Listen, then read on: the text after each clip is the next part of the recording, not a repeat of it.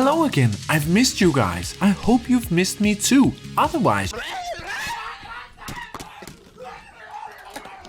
Okay, so in this video I'm going to show you around a little bit in our upcoming game Dead Ends and explore the rules and the mechanics that make up the gameplay. This is kind of a quickie, if you know what I mean. Because the devlog I was planning to make was about our combat system, but we just decided on making some rather big changes to it, so now my entire script for that has to be rewritten.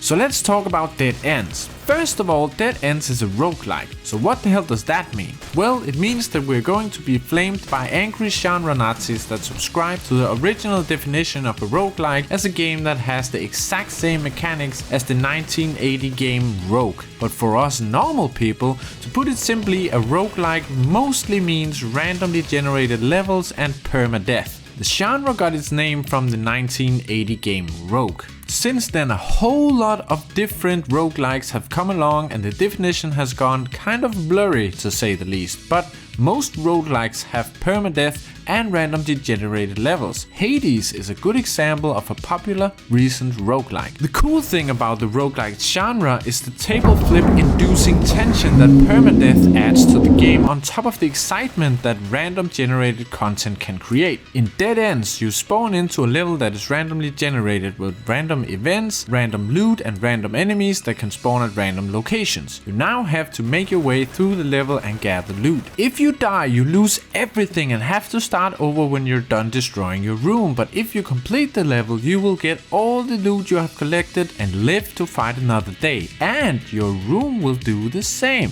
As you move through the level, you will constantly have to make choices about what to engage with and what to stay away from. Looting takes time and enemies might be gathering around you as you do so. As you play, you will level up and earn upgrades on your stats such as rate of fire, damage, movement speed, ammo capacity and so on. This progress is only temporary for each run and will be lost if you die or complete the level. Besides completing the level, there is one other way to get your loot out with you, and that is by reaching the extraction point. Here we're drawing on another genre called extraction shooter. In an extraction shooter you also have permadeath, and the only way not to lose all of your progression is to reach the extraction point. A good example of a popular extraction shooter is Escape from Tarkov, a very popular first-person extraction shooter focused on realism in a modern setting. Usually these games are multiplayer games where you compete against other players, but here Dead Ends differs in that it is single player. When you've been in a level for 5 minutes, an extraction point will spawn. If you reach this point without dying, you get all of your loot out with you and can start a new run with better gear. The extraction point will spawn at a random location and might be far away from you or close by. You need to be ready for anything and plan accordingly. As you progress in a map,